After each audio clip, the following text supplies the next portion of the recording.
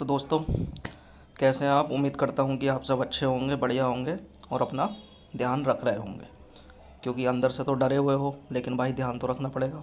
ठीक है, डर के भी कोई ज़्यादा फ़ायदा नहीं। ठीक है, चलिए, बौद्ध धर्म हो गया था। पार्ट 1 पार्ट 2 में बौद्ध धर्म समाप्त हो गया था। आज हम करते हैं जैन धर्म।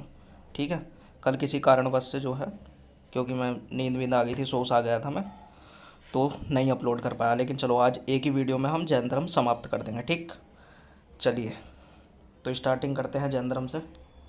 चलिए, देखिए क्या हुआ था। छठी शताब्दी ईसा पूर्व क्या हुआ था। उससे पहले था उत्तर वैदिक काल और उससे पहले था ऋग्वैदिक काल। तो ऋग्वैदिक काल जिन भाई बंधुओं ने पहले वीडियो नहीं देखी वो पहले देख लो, क्योंकि कोई भी चीज़ है वो पिछली वाली से कनेक्ट होती है। ठीक है, तो उत्तर वैदिक काल में क्या हो रहा था। उत्तर वैदिक काल में क्या हो रहा था कि कर्मकांडों का प्रभाव ज़्यादा आ गया था। ठीक है, कि वही टाइप की 121 नारियल चढ़ाओ, 5,000 बार परिक्रमा करो, मतलब आडंबर ज़्यादा घुस गए थे। ठीक है, वो प्योरिटी, वो भक्ति भाव जो है रहा नहीं था। तो इससे जो है दो धर्मों का जन्म हुआ।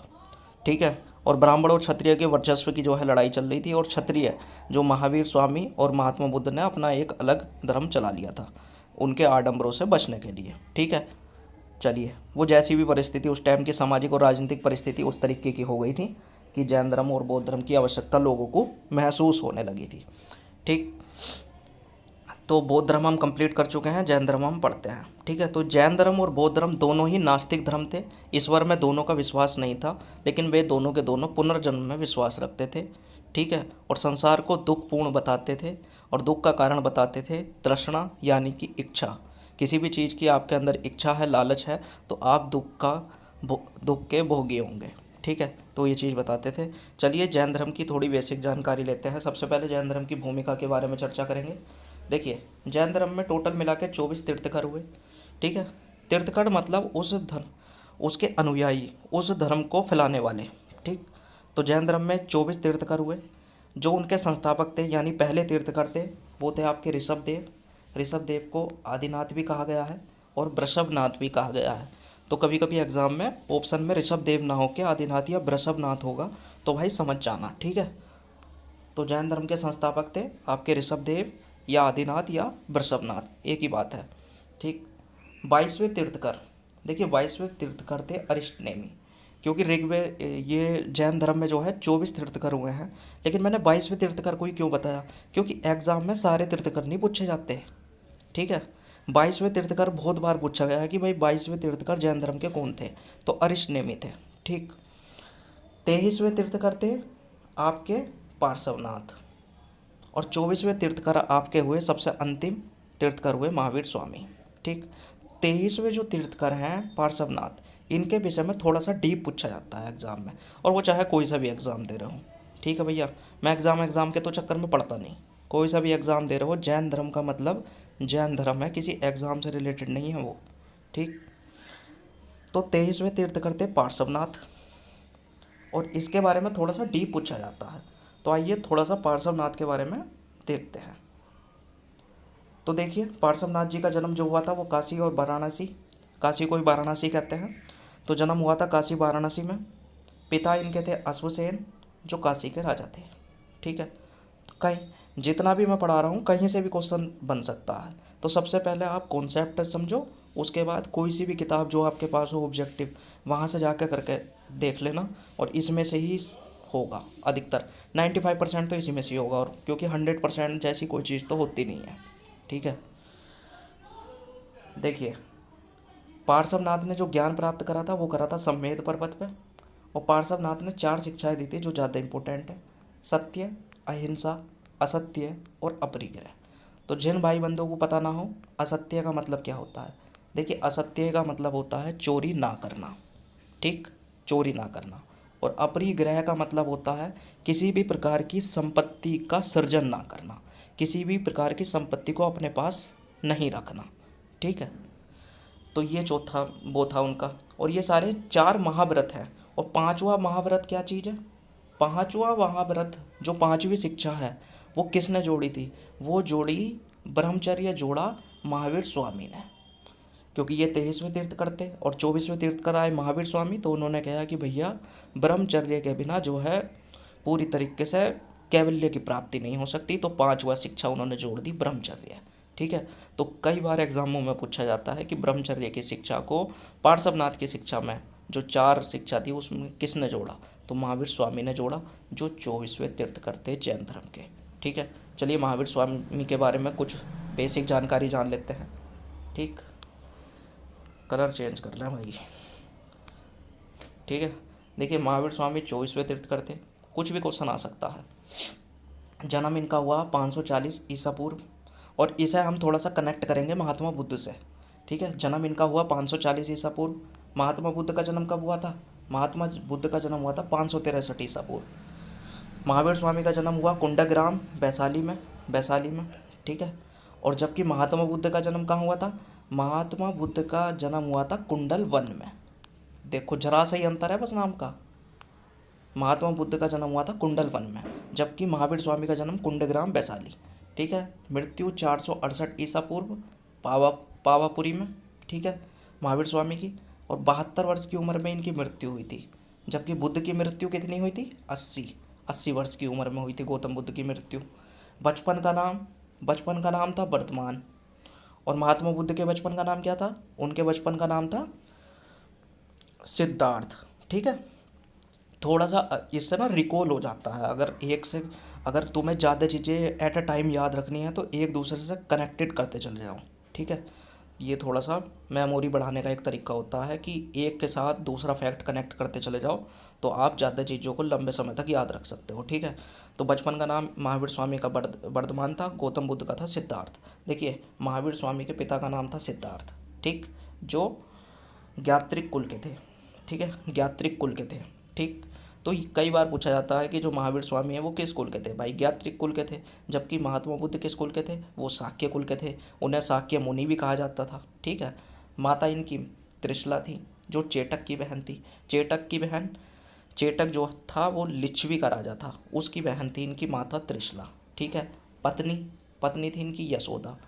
तुम कह रहे होंगे यार गौतम बुद्ध की पत्नी भी तो यशोदा थी। नहीं, गौतम बुद्ध की जो पत्नी का नाम है वो था यशोधरा। तो कंफ्यूज मत होना, गौतम बुद्ध की पत्नी का नाम यशोधरा है और महावीर स्वामी का पत्नी का नाम है यशोदा। ठीक, चलिए आगे चलते हैं। महावीर स्वामी की पुत्री कौन थी? तो दो नाम है इनके, अनोजा या प्रियदर्शनी। ठीक है। जबकि गौतम बुद्ध के पुत्र हुआ था जिसका नाम था राहुल, और राहुल का अर्थ होता है एक और बंधन। ठीक है। चलिए, गृह त्याग 30 वर्ष की आयु में करा, जबकि गौतम बुद्ध ने करा था 29 वर्ष की आयु में। ठीक। ज्ञान प्राप्ति कहाँ हुई? ज्ञान प्राप्ति हुई जाम्बिक ग्राम में। ठीक। महात्मा बुद्ध को कहाँ हुई थी? बोध गया गाँव में। कौन से पेड़ के नीचे हुई महावीर स्वामी को ज्ञान की प्राप्ति? साल वृक्ष के नीचे। क्योंकि पहले यार आदमी को जो है ना पेड़ों के नीचे ज्ञान प्राप्त होता था, तो कभी कभी तो मेरा भी मन करता पेड़ के नीचे चला जाऊँ। ठीक है।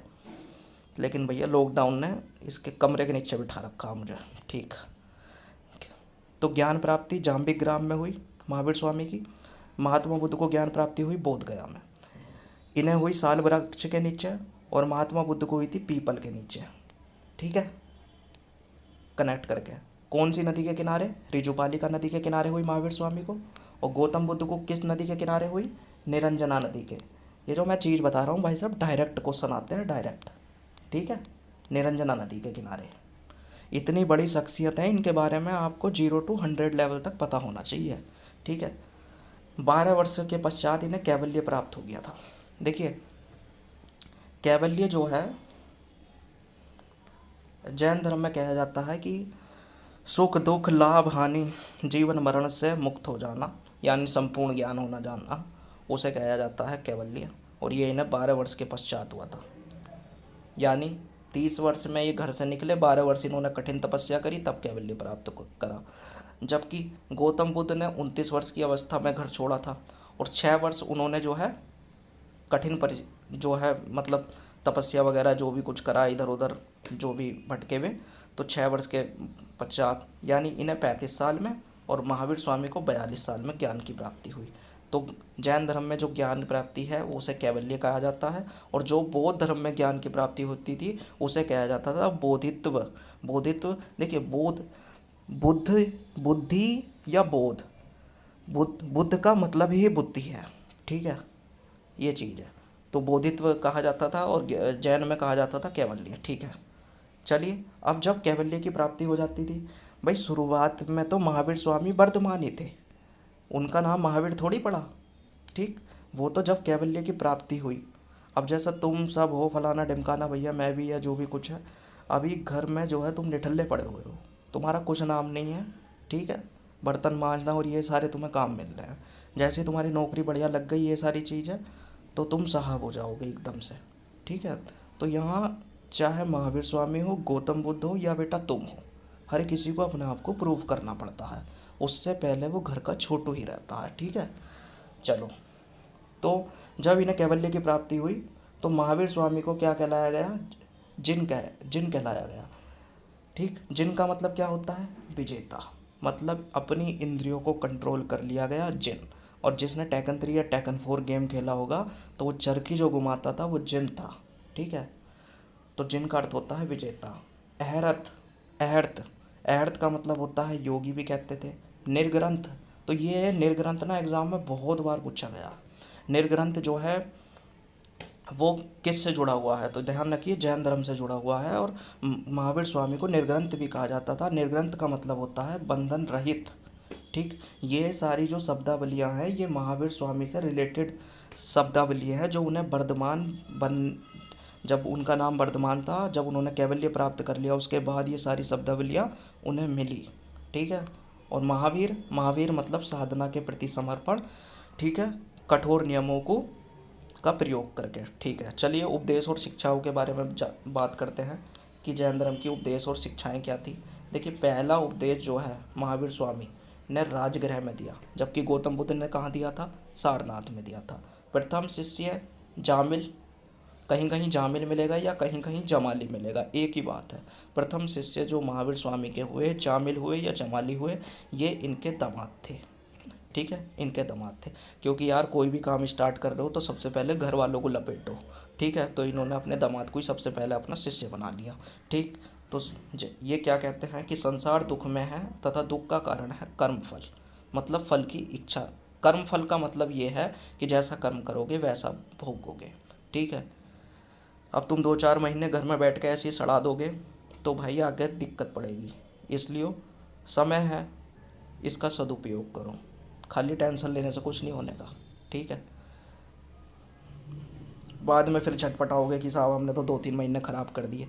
ख़राब मत करो, देखी जाएगी, ठीक। संसार दुख में है, ये कोरोना केवल तुम्हारे लिए थोड़ी आया मेरे भाई, ये तो सबके लिए है, ठीक। चलो, और नथिंग इज़ परमानेंट, कुछ भी परमानेंट नहीं रहता, यो भी जाएगा एक ना एक दिन, ठीक। संसार दुख में है तथा दुख का कारण कर्मफल है, देखिए। और इन्होंने बताया कि इस दुख से बचने के लिए क्या चीज़ है, जैन धर्म ने भी क्या काम करे, त्रिरत्न दिए। तो आपने जब मैं गौतम बुद्ध जो बुद्ध धर्म पढ़ा रहा था, तो उसमें भी मैंने त्रिरत्न बताए थे। और त्रिरत्न उसमें क्या थे, बोध, धम्म और संघ, ठीक है। बोध, धम्म और संघ। जिन भाई बंधुओं ने वीडियो नहीं देखी, पहले गौतम बुद्ध की वीडियो देख लो, ठीक है। क्योंकि डायरेक्ट जो है ना, डायरेक्ट मलाई चाटने मत आए करो, पहले वीडियो देख लो, ठीक है। क्योंकि एक वीडियो दूसरे वीडियो से कनेक्टेड होती है, ठीक। आधा समझ में आगा, आधा नहीं आगा, कोई फ़ायदा नहीं उस चीज़ का। तो जो बुद्ध धर्म में त्रिरत्न थे वो थे बोध, धम्म और संघ। और महावीर स्वामी ने जो त्रिरत्न दिए थे वो दिए थे सम्यक दर्शन, सम्यक ज्ञान और सम्यक आचरण। तो यही पूछा जाता है कि भाई जैन धर्म में त्रिरत्न में इनमें से कौन सा शामिल नहीं है, इस तरीके से एग्जाम में पूछा जाता है। देखिए, सम्यक दर्शन का मतलब क्या है, सत्य में विश्वास। सम्यक ज्ञान का मतलब है वास्तविक ज्ञान। और सम्यक आचरण है सुख दुख में समान, ठीक है। चलिए,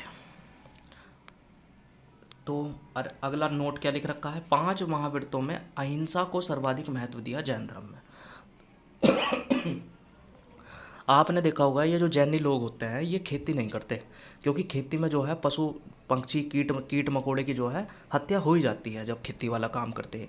तो आपने कोई भी जैनी आदमी जो जैन होगा वो खेती करते हुए आपने नहीं देखा होगा, ठीक है। तो क्योंकि ये अहिंसा को सर्वाधिक महत्व इसमें दिया गया है, ठीक। 5 महाव्रतों में तो कई बार क्वेश्चन ये भी आता है 5 अणुव्रत या 5 महाव्रत किससे संबंधित हैं, तो जैन धर्म से है, ठीक। चलिए, आत्मा, पुनर्जन्म, कर्म, मोक्ष और वर्ण में विश्वास करते थे। ठीक है, पुनर्जन्म में भी विश्वास करते थे, आत्मा में भी, कर्म में भी, मोक्ष में भी, और जो वर्ण व्यवस्था है ब्राह्मण, क्षत्रिय, वैश्य, शूद्र, इसमें भी जो है जैन धर्म विश्वास करता है। लेकिन वो ईश्वर के अस्तित्व को स्वीकारता नहीं है। ठीक है, क्योंकि ये नास्तिक संप्रदाय हैं, बौद्ध धर्म और जैन धर्म दोनों। ठीक, और इसका जो फेमस सिद्धांत है, जो एग्ज़ामों में समझ लो यो ही आता है, स्यादवाद का सिद्धांत, इसे ही अनेकांतवाद कहते हैं और इसे ही सप्तभंगीय सिद्धांत कहते हैं। इतनी बार एग्ज़ाम में पूछा जाएगा, यो एक ही चीज़ है, स्यादवाद का सिद्धांत, अनेकांतवाद का सिद्धांत, सप्तभंगीय सिद्धांत। ये पूछा जाता है कि स्यादवाद का सिद्धांत किस धर्म से संबंधित है, अनेकांतवाद का जो है किससे संबंधित है, सप्तभंगीय सिद्धांत किससे संबंधित है, तो ध्यान रखिए जैन धर्म से ही संबंधित है। और ये है क्या चीज़, देखिए ये है आस्तिक और नास्तिक के बीच का मार्ग। ठीक है, इसमें कहा गया है कि तो ना तो पूर्ण तरीके से आस्तिक बनो, ना पूर्ण तरीके से नास्तिक बनो, जो बीच का मार्ग है, ठीक है, उस पर आप चलो, तो ये वो चीज़ है। ठीक, चलिए आगे। वीडियो थोड़ी सी लंबी बन सकती है क्योंकि इसी वीडियो में ख़त्म करेंगे हम जैन धर्म। ठीक है, मतलब समाप्त करेंगे, क्योंकि ख़त्म एक अच्छा शब्द नहीं है, समाप्त करेंगे। देखिए जैन सभा, जिस तरीके से बौद्ध सभा हुई, बौद्ध धर्म में भी हमने देखा 4 सभा हुई और चारों से ही क्वेश्चन आते हैं। और जैन सभा संगति बात एक ही है, महावीर स्वामी, ये मृत्यु के बाद ही होती हैं। ठीक है, क्योंकि चीज़ें बदलने लग जाती हैं। ठीक, पहले तो लीडरशिप अच्छी जगह होती है, बाद में लीडरशिप बदलती चली जाती है। आज गर्मी भी बहुत ज़्यादा हो रही है और लाइट का भी ऐसी है। देखो भैया, प्रथम संगति 2 संगति हुई जैन धर्म में। पहली संगति आपकी पाटलिपुत्र में हुई, दूसरी संगति आपकी वल्लभी गुजरात में हुई। तो यही पूछ लिया जाता है कि पहली संगति कहाँ हुई साहब, पाटलिपुत्र में, दूसरी संगति कहाँ हुई, वल्लभी गुजरात में।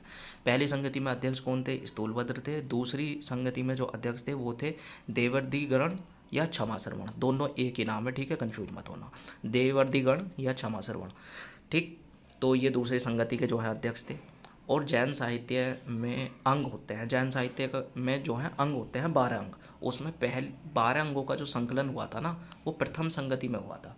तो कई बार ये पूछा जाता है कि जो जैन साहित्य है उसमें 12 अंगों का संकलन कौन सी संगति में हुआ, तो साहब प्रथम संगति में हुआ। ठीक, चलिए अब मैं आपको बता देता हूँ, जो ये तुम्हारे चंद्रगुप्त मौर्य थे ना, ये जैन धर्म को इन्होंने एक्सेप्ट कर लिया था बाद में, और जैन धर्म के रीति रिवाज से ही इन्होंने प्राण भी त्यागे थे। ठीक है, तो चंद्रगुप्त मौर्य के टाइम में जैन धर्म में जो है विभाजन हो गया था।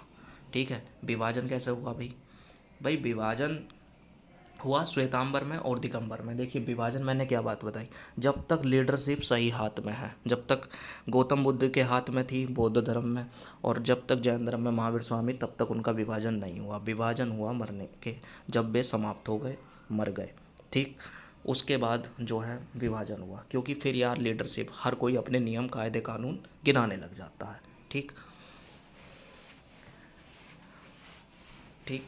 अब तो जैसे बौद्ध धर्म में हुआ महायान हीनयान बने, इसी तरीके से जैन धर्म में बने श्वेतांबर और दिगंबर। तो मैं आपको बता देता हूँ, देखिए श्वेतांबर के जो संस्थापक थे वो थे स्थूलभद्र, और दिगंबर के संस्थापक थे भद्रबाहु। ठीक, अब मैं बताता हूँ कहानी क्या थी। देखिए कहानी ये थी कि मगध में उस टाइम ना जो है अकाल आया था, और अकाल काफ़ी लंबे समय तक रहा था, 6-8 साल रहा होगा या 10-12 साल, वो फिगर इतना ज़रूरी नहीं है। एक लंबा अकाल आया मगध में यानी बिहार में। तो ये जो तुम्हारे भद्रबाहु हैं ये साहब दक्षिण चले गए, और दक्षिण में कहाँ गए, श्रवण बेलगोला कर्नाटक में एक जगह है जो जैनियों का प्रमुख स्थान है। तो कई बार एग्ज़ाम में ये भी पूछा जाता है कि भाई श्रवण बेलगोला किससे संबंधित है, तो जैन धर्म से संबंधित है। ठीक है, और वो आगे वीडियो में मैं चर्चा भी करूँगा, एक पॉइंट है वहाँ बता दूँगा। तो भद्रबाहु वहाँ चले गए। तो जब वे अकाल के बाद वापस आए तो उन्होंने देखा भाई कि ये जो स्थूलभद्र है इन्होंने तो अपना अलग ही बना लिया, क्योंकि ये जो भद्रबाहु हैं ये महावीर स्वामी को फॉलो करते थे। वो महावीर स्वामी ने क्या बताया था, महावीर स्वामी ने बहुत कठोर नियम बताए थे, तो ये उस पर चलते थे। मतलब ये एक तरीके से रूढ़िवादी मतलब महावीर स्वामी के उस पर ही चलते थे। और स्थूलभद्र क्या काम करते थे, स्थूलभद्र ने जो है समय के साथ परिवर्तन कर लिया था जैन धर्म में। जैसे स्थूलभद्र श्वेत वस्त्र पहनते थे, सफ़ेद वस्त्र पहनने लग गए, जबकि महावीर स्वामी ने कहा था कि भैया वस्त्रों का कोई काम नहीं, बड़ा कठोर वो बताया था। तो भद्रबाहु ने जो ये दिगंबर बनाया, ये जो दिगंबर थे, तो इसमें आपस में मतभेद हो गया, तो ये बन गए। ये पूर्णतः नग्नता में रहते थे, ठीक। ये मतलब महावीर स्वामी को फॉलो करते थे पूरी तरीके से। और इन्होंने परिवर्तन, जो श्वेतांबर है, इन्होंने परिवर्तन समर्थक थे कि समय के साथ परिवर्तन होना चाहिए। जैसे महायान हीनयान का चक्कर था ना, ऐसे ही श्वेतांबर दिगंबर का चक्कर है, ठीक। तो ये श्वेत वस्त्र पहनते थे, ये पूर्णतः नग्नता को फॉलो करते थे, ठीक। अब इसमें क्या चीज़ है, देखिए, जब श्वेत वस्त्र ये पूर्णतः नग्नता रहते थे, तो स्त्रियों के लिए तो मोक्ष की प्राप्ति नहीं हो सकती, क्योंकि भाई नग्न रहने में जो है बाधक है स्त्रियों के लिए, तो स्त्रियों के लिए मोक्ष संभव ही नहीं था। जबकि इसमें श्वेत वस्त्र पहने तो स्त्रियों के लिए मोक्ष संभव बन गया, ठीक। और ये क्या काम करते थे श्वेतांबर, श्वेतांबर ये महावीर स्वामी को भगवान मानते थे, मूर्ति पूजा करते थे श्वेतांबर, ठीक। जबकि दिगंबर, दिगंबर पुरुष मानते थे, क्योंकि महावीर स्वामी हो या गौतम बुद्ध हो, उन्होंने अपने आप को कभी भी भगवान नहीं कहा था, क्योंकि उन्होंने तो भगवान के अस्तित्व को ही स्वीकारा नहीं था, ठीक। तो ये उन्हें केवल एक पुरुष मानते थे, महापुरुष मानते थे, बस। और श्वेतांबर क्या काम करते थे, महावीर स्वामी को भगवान के रूप में उनकी मूर्ति पूजा करते थे, ठीक। तो चलिए आगे चलते हैं। अब जो इनके तीर्थकर हैं, जैसे गौतम बुद्ध वगैरह बौद्ध धर्म में हमने पढ़ा, उनके प्रतीक चिन्ह हुआ करते थे, जैसे उनके घर के त्याग करने की वो, और उनका मतलब जो है ज्ञान प्राप्ति के लिए प्रतीक होते थे। इसी तरीके से जैन धर्म में भी प्रतीक है, जहाँ से क्वेश्चन बार बार पूछा जाता है। जैसे अब आपको एक बात और बता दूं, जो जैन धर्म है उनके संस्थापक थे ऋषभ देव, यानी पहले तीर्थकर। लेकिन जब क्वेश्चन ये पूछा जाए कि भैया वास्तविक संस्थापक कौन थे, तो आप लगाओगे महावीर स्वामी आंसर। क्यों? क्योंकि महावीर स्वामी में जो है जैन धर्म का प्रचार प्रसार बहुत अधिक लेवल पे हुआ, ठीक है। तो वास्तविक संस्थापक थे 24वें तीर्थकर यानी महावीर स्वामी। और अगर पूछा जाए कि संस्थापक कौन थे, तो आप लगाओगे ऋषभ देव। तो ऋषभ देव का जो प्रतीक चिन्ह है वो है बैल, बैल को वृषभ भी कहते हैं या सांड, तीनों एक ही बात है। अजीतनाथ, ये सारे तीर्थकर हैं। अजीतनाथ के जो प्रतीक चिन्ह है वो है हाथी। और भैया यहाँ से क्वेश्चन पूछा ही पूछा जाता है, कोई सी भी ऑब्जेक्टिव आप उठा लो फिर देख लेना। पार्श्वनाथ, पार्श्वनाथ जो आपके 23वें तीर्थकर थे, उनका ये तो पूछा ही जाता है, ये तो मोस्ट इम्पोर्टेंट है। पार्श्वनाथ का जो प्रतीक चिन्ह है वो है सर्प यानी कि सांप। और महावीर स्वामी, ये भी इम्पोर्टेंट है साहब, इम्पोर्टेंट तो सारा इम्पोर्टेंट ही है जो पढ़ा रहा हूँ, बकवास तो पढ़ता ही नहीं मैं। महावीर स्वामी, इनका प्रतीक चिन्ह है सिंह यानी कि शेर, ठीक है। चलिए आगे चलते हैं। देखिए अब बात करते हैं जैन साहित्य के बारे में। तो बौद्ध साहित्य के बारे में जब हमने चर्चा करी थी, तो बौद्ध साहित्य लिखा हुआ है पाली भाषा में, आपको बता दूं पाली भाषा में। और जबकि जैन साहित्य लिखा हुआ है अर्धमागधी भाषा में, ठीक है।